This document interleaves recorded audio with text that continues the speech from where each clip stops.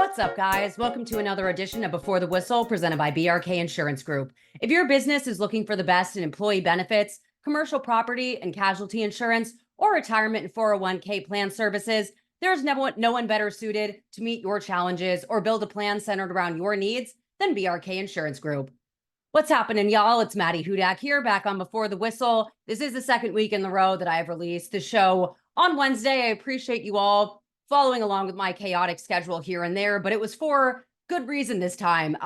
With me really wanting to be able to cover some tangible football practice and Tulane spring practice finally commencing today on March 12th. So I just kind of feel like I would be re-previewing what I'm really been looking forward to seeing actually take the field. And just to go over again, all of the turnover, we know that there is a new head coach at the top with Jon Sumrall, new offensive coordinator, new defensive coordinator, but just going through the position group coaches that are left over from the last couple of seasons, I can't really think past Greg McMahon at special teams, Dan Rocher on the offensive line, Carter Sheridan, who was the team's running back coach last year. He's now moved back over to wide receivers, which he's coached in the past, including when he spent time working for the New Orleans Saints. And then you have JJ McCleskey, who is the cornerbacks coach alongside Rob Green, the Anchors coach from last year, who was the defensive coordinator in the Military Bowl. And past that, I'm kind of struggling, besides analysts like Colin D'Angelo, one of the key guys in recruiting a lot of people on that side of the ball. It's all new faces, and not only on the coaching staff, but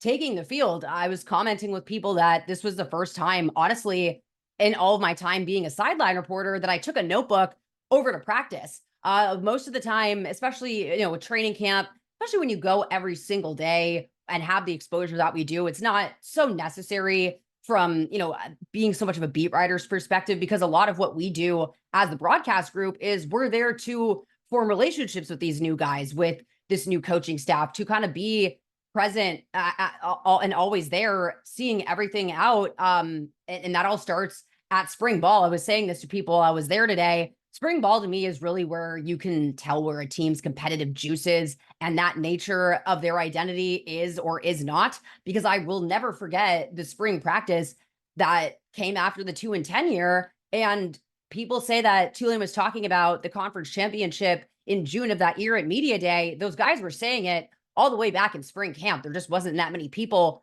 covering the team, honestly, because of the fact that they went 2-10. But at first it kind of seemed like delusional confidence, and then it really made everyone believers, myself included. And so I always really use spring camp now as a kind of gut check. And I walked in, and as much as there was a lot of things that were different, I said this when Drew Brees retired. I had never covered a training camp with Drew Brees at quarterback, but the fact that the first one that I covered, it felt like things should be going a lot worse, that it shouldn't feel as seamless as it did, even though I didn't have that foil to compare it to. And that also was when they were having a quarterback competition. And I remember just thinking how well it spoke to the culture and identity of that team that Sean Payton built, that everything was kind of able to run as scheduled. But first thing that I noticed today walking in, and I think it just goes to the attention to detail that Jon Sumrall brought up in his introductory press conference, new speaker system. And I could hear that coming out of the Wilson Center. If people heard the speakers of years past, it kind of sounded like you were underwater in a submarine at times. It was not that great for the bass that you want out of your rap music, which is usually what you're playing. And I could really hear that kind of coming in, and talked with a few people, and that was replaced. And you just think about those small things. You think about things like the turf, like the locker room, where, yeah, those are obviously a lot more important on their face than a speaker system, but just shows how much they're really working on building this holistic culture here, where they want practice to be as intense as possible. And it struck me walking in, practice begins at 8. I did a TV bit for WDSU with Kendall Duncan. That'll be on later this week. So I was a little later taking time to present myself. Usually the first hour or so of practice under Willie Fritz, at least, was a lot of special teams focused, and then each position group really working on individual drills. We'd sometimes see one-on-ones, but not much of that 7-on-7 until the end of practice. And I walked in, and the defense as a whole was running drills. They almost ran right into me. And I'm thinking, it's 8:20 right now. Practice started at 8. Usually I feel like we're getting out of warmups here. So they just really hit the gas pedal and hit go. And it was a lot of one-on-one drills, a lot of wide receiver, defensive back, man coverage, because both of those position groups definitely have a spotlight on them. But as much as there is this huge void at quarterback, and that's something I'm going to get to on today's show, you could already feel the confidence and poise in not just one, not just two, but all three quarterbacks that were throwing today, that it really showed me the value of that competition. And that's what I'm really going to dive into on today's show, as well as just my general observations of these new faces, who I was kind of seeing, at least, in terms of first team, what we can kind of surmise might come out of the secondary. We're going to unpack that today. Now, just to kind of take you guys through what spring camp is and what I'll kind of be able to break down. I don't know if these days will stay the same throughout the entirety of spring practice, but unlike training camp, it's not every single day. So they went today, Tuesday, from 8 to 10, and then we'll be doing that same thing on Thursday, and then some practice this Saturday. So 3 times this week. There's only really so much, like as I said in the intro, first time in a long time I've walked in with a notebook. First of all, I just remember last season, I felt like I had finally gotten everyone down, and then they all changed their numbers. So you expect that quite a bit, but it just really struck me looking at the kind of initial, when there was a little bit of position focused drills, and then charting who I was able to see on some of the 7-on-7 stuff. I unfortunately had to skip a little bit of the team drill stuff to fix my makeup for TV, because such is the life of being a girl.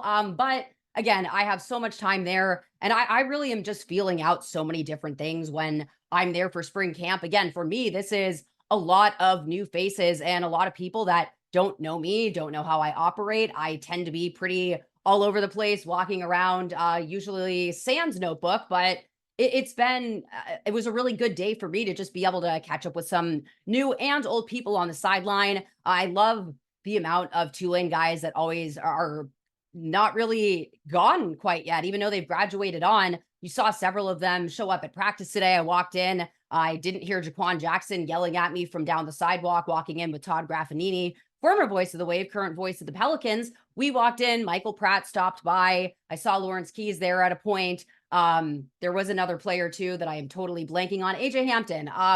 So that was so many of those guys it reminds me of. And I do just want to congratulate Nick Anderson, former Tulane linebacker, who signed with the Canadian Football League. If there just, to me, is no better example of someone that through sheer mental fortitude and never giving up was able to just continue to go through adversity after adversity, chase his dreams, not have it phase him. The fact that he went undrafted, the fact that he ultimately wasn't retained by the Saints after he signed with their practice squad this summer. A lot of guys, especially when, there's a reason like height that you can't exactly change, would throw in the towel. And that's just never been the guy that Nick Anderson is. I mean, he's just such a fighting spirit. And I think this will really be a great chance for him to develop his skill set, work on those things, and just have a chance again to keep playing the game that he loves and never give up in the process. And I think just as much as the guys like Tajay Spears and Dorian Williams are an inspiration and give a lot of credibility to the program,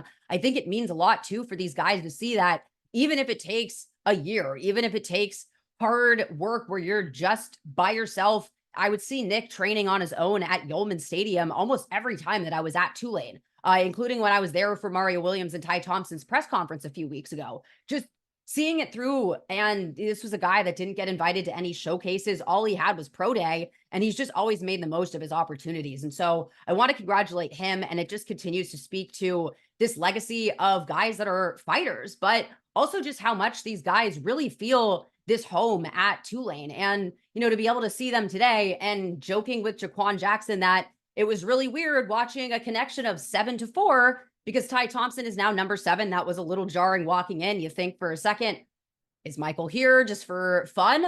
No, it's Ty Thompson. And then number 4 is Mario Williams. So just, again, being so used to, because Jaquan Jackson and Michael Pratt, they've been there as long as I've been the sideline reporter. And so this was a lot of new faces and a lot of new things for me to unpack today. All that to say, I was able to chart some things, just trying to get a sense of who is in what position group. And then as the weeks go on, I'm still going to keep having my interviews. I've really enjoyed being able to bring on some of these Tulane guys again, as we look forward to pro day for them, which is March 26th at 8 a.m. We will have all that information. I will be covering it again with Corey, and I'm really looking forward to that. But even just speaking with these guys like Jarius and Sincere, it makes me realize how much of a void there is really all over the field. Trying to think, I was talking with Kendall Duncan from WDSU about key returnees, and uh, it's one, like, obviously if I looked at the roster, I would be able to jog my memory quite a bit more. My answer was really the O line. Has a lot of veteran depth there that I think is really going to prove well. But outside of Mekhi Hughes, Tyler Grubbs, there's Jesus Machado. He's coming back from an injury. Kai Horton.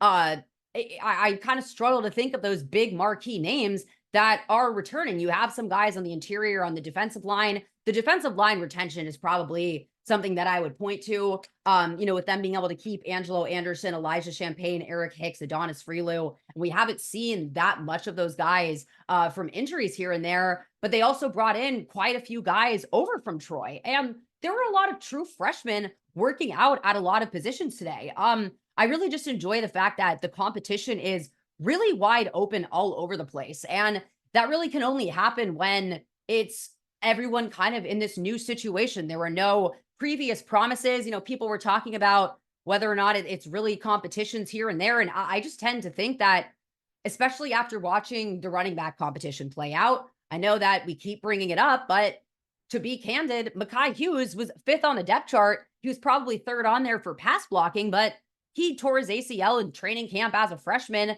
never got to see him play. It's hard to see his path to running back one, where I think that really made a difference this offseason, and having that position group be solidified. It really was the only one. Talking with the new GM today, Cole Hurd, that doesn't really have any notable additions. They have Brock Hayes as a new running back coach. I'm really looking forward to seeing what he does, but between Shoddy Clayton Johnson, Arnold Barnes, Mekhi Hughes, Trey Cornist, all those guys that have been there working behind him, it really was a nice show of consistency for everything else on the offense that is super up in the air. Trying to kind of see who was playing what today. I was only able to chart a certain amount of stuff, and my natural inclination is always to kind of look over to the defensive backs. It's just my natural position group. So looking kind of at who was playing safety, the only returning guy from last year is Bailey Despaney. You're losing DJ Douglas to the transfer portal. You lost Cam Pettisflow. He's going on to the draft to Hira Noor, who backed him up as well. And so you really just have Bailey Despaney in the entirety of the secondary at that. And I think what we'll see this year, instead of that anchor role, it's called the spear. That was something that you saw Caleb Ransaw today running quite a bit. He is number 7. He's a transfer over from Troy and has played, kind of credible snaps at that position. So that was someone that he seemed to be really the most consistently at that role today, and able to cover on one-on-one drills. They started kind of with those one-on-one plays. And for anyone that's wondering whether or not it's a true quarterback competition, all 3 of those guys were getting, a decent amount of reps. Darian Mensah is a very interesting one to me. He has a really pretty ball. I don't know that much about him because it was a very, crowded room at this time last year. Justin Ibieta wasn't necessarily healthy 100%, but he was always kind of coming back. I think he was ready towards the end of the year. Jihad Kai Horton, you have Michael Pratt. The only time that Darian Mensah's name really came up was in the Military Bowl. He suddenly became QB2 after Justin Ibieta went down, because you also had Carson Haggard there last year, who I believe was a step ahead of him on the depth chart. But I'd almost kind of wanted to see Darian Mensah in that game, although with the conditions of the Military Bowl, you're not really getting any valuable evaluation of a quarterback out there. But, the idea that this position is just decided, I know that pedigree matters, and I think it's safe to say that Ty Thompson has that edge heading in, being, the highest rated recruit ever and coming over from Oregon, presumably, with a very solid chance, if not equal opportunity, because you have to think too, Kai Horton enters the transfer portal. I don't believe he's, coming back to definitively be QB2. And I don't even think that that's really hammered out yet, because quite frankly, the guy that has played the most actually is Kai Horton.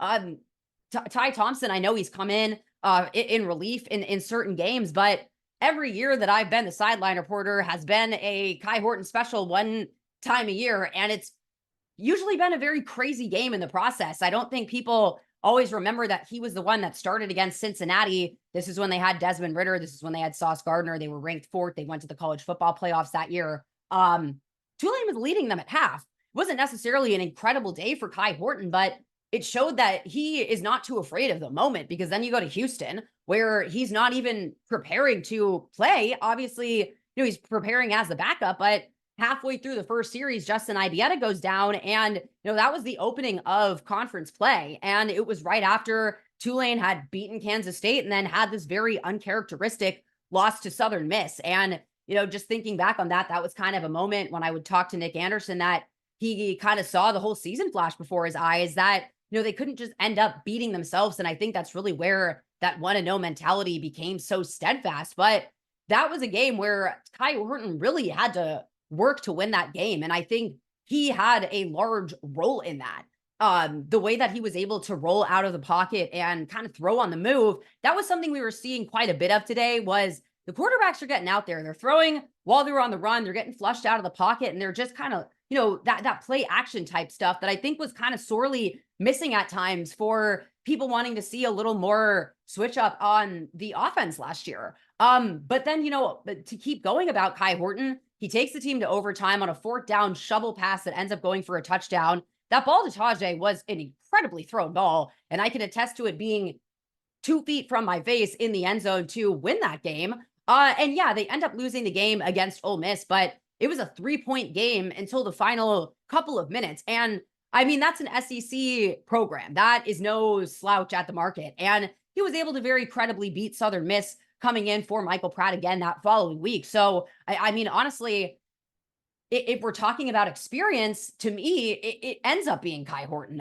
He is the one that has played the most real snaps of meaningful football as a college football player. But experience doesn't always mean that much at the end of the day. When, you think about Michael Pratt, he came in off the bench as a true freshman, took that starting job, and he never looked back. So it's just all that to say they're more than just name brand and things to weigh. And the idea that this competition is already super locked up. I mean, this is a new coaching staff over here. Yes, they all came over from Troy, but it's a completely different set of personnel. And even though Kai Horton had chemistry with a lot of those guys last year, there aren't that many wide receivers that are back from last season, not the top ones. Chris Brazel's gone, Lawrence Keys is gone, Jaquan Jackson is gone.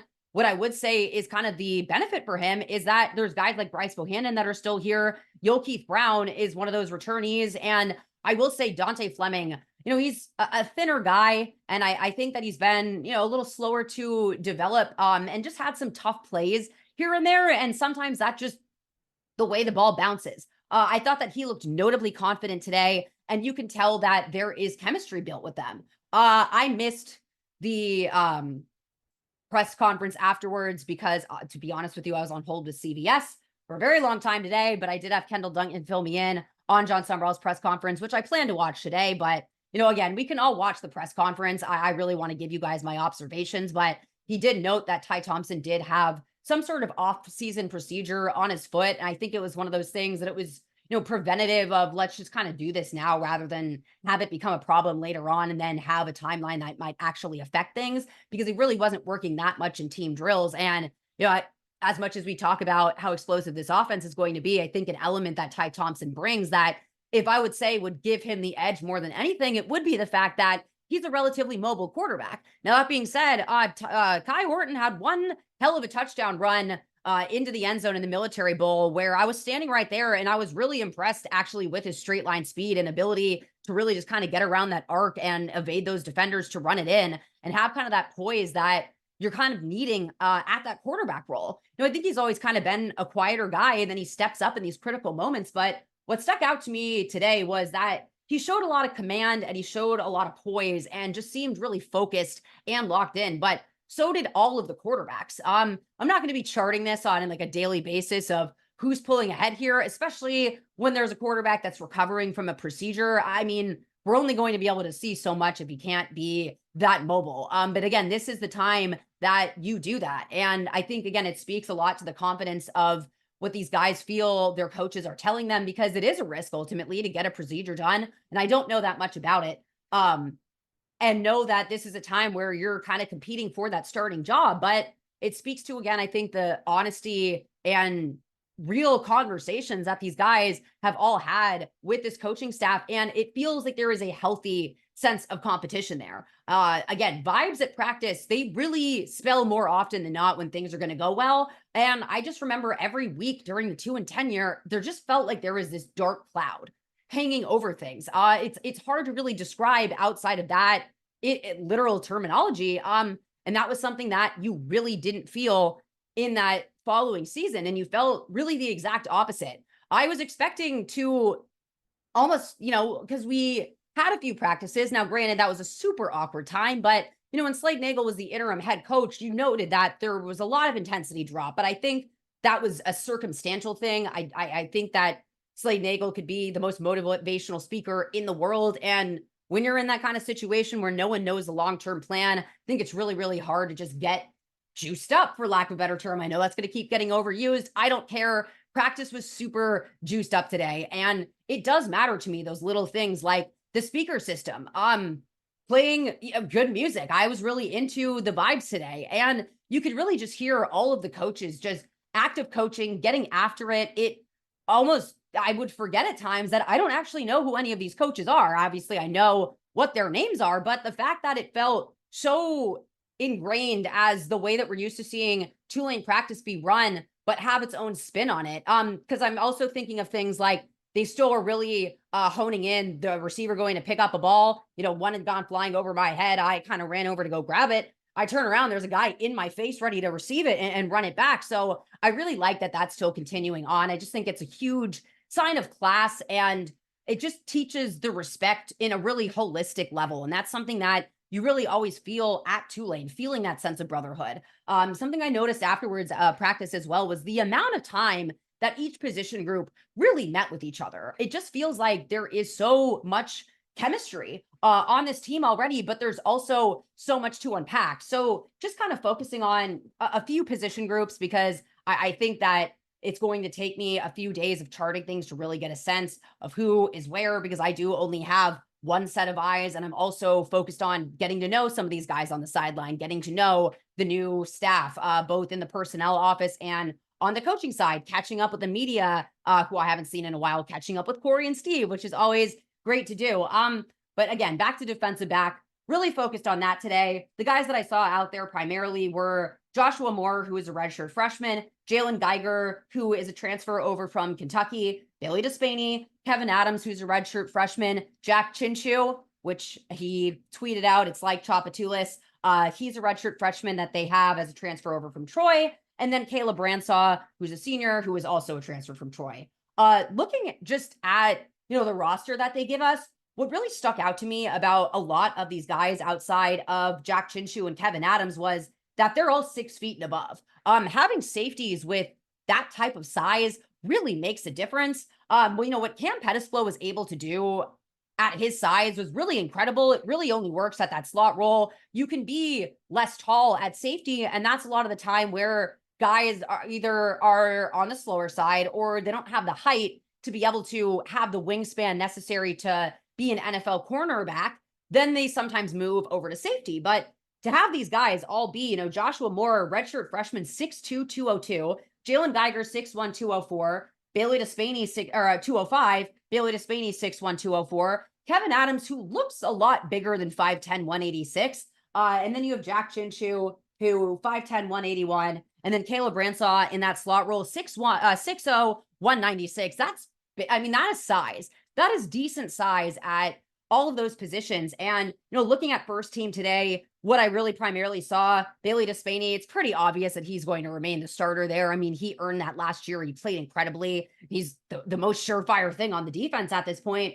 But Jalen Geiger over from Kentucky, I saw him primarily running with the ones today. And then in second team, he kind of switched off with Joshua Moore. And then we saw some of Kevin Adams. So really kind of looking at those guys. And then Caleb Bransaw as what is now that spear role in the slot. But when they were doing one-on-one coverage drills, there was a lot of times where they had him running downfield in those coverage situations. So really working all of these guys out. But I thought that the communication already looked like they were kind of able to swarm and follow along. I just think that JJ McCleskey is such a good communicator, and for him to really be in charge of that group, it's almost playing kind of with silly petty in a way where you can mold this however you want, however you want them to communicate, because there's only one guy that's really there from last year. But thinking back to training camp last season, I was really impressed by Kevin Adams, was looking forward to seeing him in the Military Bowl. And if I remember correctly, he had some pretty good plays during that time. So that was just kind of that position group that I saw. Looking at the cornerbacks, I needed to look at them a little closer. DK Magruder was someone that stuck out to me a lot in those one-on-one drills. He's 6'2", 171, and he was a Troy Flip that they had, who was a JUCO guy from Mississippi Coast Community College. A lot of these guys are from Louisiana too. I just wanted to chart that. You just go through and see how much that ability to recruit these guys back to their hometown matters. Bailey Despaney, originally from Louisiana. Kevin Adams is from Louisiana. Jaheim Johnson, who is the next guy at cornerback. He's a redshirt freshman, 6'0", 189. Jai Eugene Jr., who's another freshman from Louisiana. He's 6'1", 183. Rayshawn Pleasant, he's a returnee. He's a sophomore from Louisiana, 6'0", 185. And Lou Tillery, also from Louisiana, 5'10", 172. I mean, that is the entire defensive back group from this area. And I didn't write down which schools each one of them was from because I'm not, trying to necessarily read off a roster. It wouldn't surprise me if some of them have played together at this point, though. But you think about the fact that JJ McCleskey, he's local, he's from here, he played for the Saints, he has all these connections with these local high schools, and having these guys all have the size that they do at cornerback and safety, that really matters when you look at the fact that some of the out-of-conference slate is Kansas State and Oklahoma. You're going to have the size to go up against those guys. The guys that I saw primarily in first team today were Jaheim Johnson, opposite of Jai Eugene and Rayshawn Pleasant at one point, but using Lou Tillery primarily as a blitzer, kind of how you saw Cam Pettisflow play that role last year.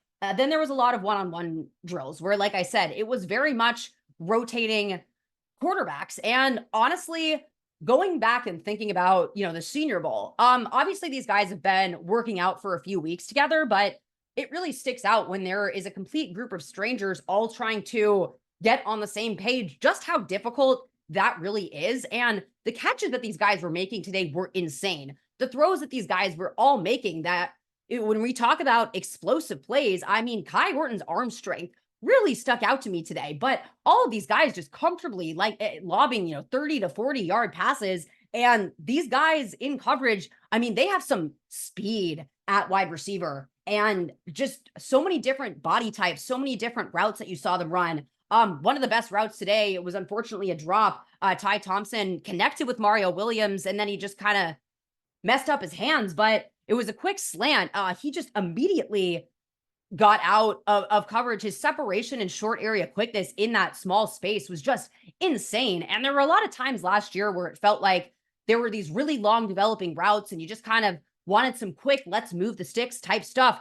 You could easily get that done with Mario Williams, Keith Brown, but a lot of downhill threats as well. Dante Fleming, Jalen Griffin, the transfer from UCF, Shaz Preston, the transfer from Alabama. I mean, it is legitimately Sean Nicholas, who is a freshman from Louisiana. You saw Fat Watts coming back, and honestly, he looked really strong today. Shaz Preston from Alabama, originally from Louisiana, as is Sean Nicholas. Jalen Griffin, who's the transfer from UCF, Mario Williams, transfer from USC. Then you have the returnees, Keith Brown and Dante Fleming. Garrett Mamahat had a sick catch today as well. And then you have Therese Trainer, another transfer player, I believe, coming over from Idaho, if I'm remembering correctly. I mean, just remarking with people on the sideline, even Jaquan Jackson, there are so many wide receivers.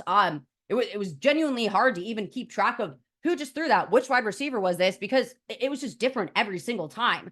And from looking back at my time covering the Taysom Hill, Jameis Winston quarterback competition, what struck me just as much as the fact that neither of them was really pulling away was how poor personnel they had to try to figure out any of these answers with.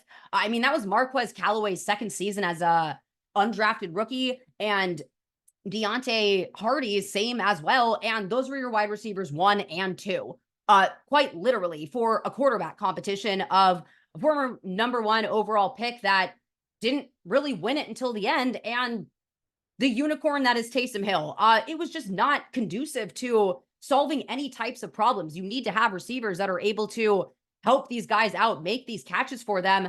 And I honestly didn't even remember paying that much attention to the tight ends today. That's how much it stuck out that all of these quarterbacks are connecting with these wide receivers, but even these catches that they were making, these defensive backs have the ability to remain in phase in man coverage. Quite a few of them at that. There were several pass breakups today. Rayshawn Pleasant had one. DK Magruder, one of the transfers, he had blanket coverage on a few of them. And even though some of them were caught, we're at the first day of training camp, and the ability to just keep speed, step for step with these guys in terms of speed. But really, I can't emphasize enough how quick everything was today, how intense everything was today, and how normal it felt, despite all of the leaders that I've come to know at that program and all of the coaches that I know as well are all gone. The fact that there is no starting quarterback right now, and you can tell that all of them are almost treated as the starting quarterback among each other, among the peers. The respect level just really sticks out to me more than anything else. And honestly, the vibes were just really good. I had a really great time. Like I said, I didn't take as many notes as I might have liked to, because honestly, I was having such a great time just talking with some of the media people, talking with some of the new staff members. And, a lot of it was trying to figure out who is playing what. And I think that that is all something that's definitely still a question mark, thinking, because Jesus Machado is still recovering. And I believe I saw Dixon Agu today playing opposite Tyler Grubbs, but there's a lot of question marks. There's a lot of questions that I have about the defensive line as well. They saw some rotations on the O-line as well, but I would like to really dive into that more. Although I will say it stuck out to me that the times that I charted who was on the line, both times the center was a veteran guy that we already know. I saw Shadre Hurst initially, and then we saw Josh Remitich step into that as well. I think that that center role is going to be, it really could be the end all be all of the offense. As much as we talk about all of these shiny new toys and all of these exciting competitions, that snap doesn't work out. And if that line can't block, then none of this really matters. But it just really reminded me that all of these guys that have stepped in critical moments last year, Trey Tuggle, Matt Lombardi, Shadre Hurst, and that's how Josh Remitich gained his starting role, was coming in for Kanan Ray during the Cotton Bowl year, halfway through the season at UCF. And you can tell that having Dan Rochar as a coach really is worth a damn, and it really makes a difference. And I'm just looking forward to seeing how those guys continue to develop. We saw Sully Burns get a considerable time today. He's someone I really wanted to see more of. He is, I just want to get this correct on how tall of a player he is. He is 6'7". He's 6'7", and I will say I have seen him do a toe touch where his feet, literally his leg goes all the way up here. I pointed it out. Most incredible flexibility I've ever seen. And so for that reason alone, I really just looked forward to seeing what he can do. But I think that you're really going to see the value of coaching, the value of culture, but how many guys are already stepping up. And in the spirit of what Jarius Monroe said the other week on this podcast, learning how to lead while leading at the same time, I think that's going to be the biggest value that you'll see come out of spring camp. It's easy to hear a promo in the middle of a podcast and think, of course they like the product, they're paid to. Well, if you know me at all, then you know two things. One, I'm truthful, almost to a fault. And two, if I were in it for the money, I'd certainly be doing something else. So believe me when I say that I love Blue Oak Barbecue. The food, the drinks, the people, the location, yes, all of that. Blue Oak Barbecue has a great selection of your favorites, from the smoker, fantastic sides, and awesome bar specials, including one this week. Go check them out. Blue Oak Barbecue, located at 900 North Carrollton Avenue here in New Orleans, or visit them online at blueoakbbq.com. I always have those March specials for you guys, so I am just going to run through those again, as well as give you that drink special for a very apt St. Patrick's Day celebration. So as always, they have Trinity, red beans, and rice on Monday. You just got it here in New Orleans. Barbecue baked potatoes on Thursdays. I don't know, I'm going out of order here. Tuesdays, they have their pimentos rellenos, which is a brisket stuffed pepper. I'm sorry that I butchered that entirely. Wednesdays, you have the brisket Reuben, which sounds amazing. Barbecue baked potato on Thursdays. Redfish roll on Fridays. 1/2 jerk chicken Saturdays. And you got your full English breakfast on Sunday. And then you got your Shamrock Shake, which is the drink special that I am very looking forward to trying this week when I come see you, MJ. But a Shamrock Shake, you got your Patty's Irish Whiskey, Old Smoky, chocolate chip cream moonshine, Lucky Charms milk, and ice cream. Pretty much sounds like cereal and fun in a bowl. And all of these different moonshines that he uses, they all hit. So go check it out for St. Patrick's Day. So by the time I record Thursday's episode, I will have been able to see a little more of practice. I am going to be doing an interview on that day, but I still will kind of give an update, and then we'll have, a couple days to break down with that Saturday practice coming over this weekend. But just, for me, this is probably the most excited that I've been to cover an offseason, because just thinking back to, again, the 2-10 year, that turnaround, I could see it building as it was happening, but it was kind of hard to realize, oh my God, this is actually really happening this year. And in a good way, it almost just felt so, oh, okay, obviously last year, like it was expected that they were going to do well. It was expected that they were going to repeat. The fact that it almost feels like the expectations are higher, the ceiling is higher, that everything is just on its way up, where this was such a critical time in Tulane football history.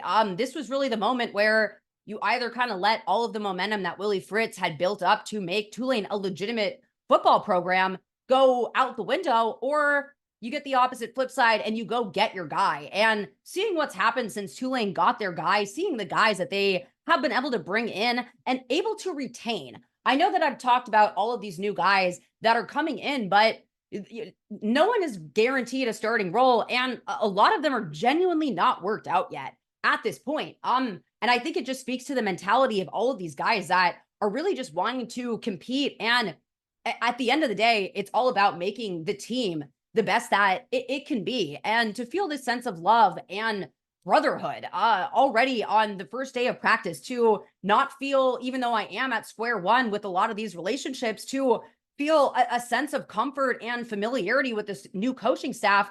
You can just imagine how that felt when you're thinking about the recruits that they've been able to sign, the transfers that have been able to come over. It has just been a very comfortable, competitive atmosphere. And that's all you can ask for in this era of football for Tulane. So with that, y'all, I will see you on Friday.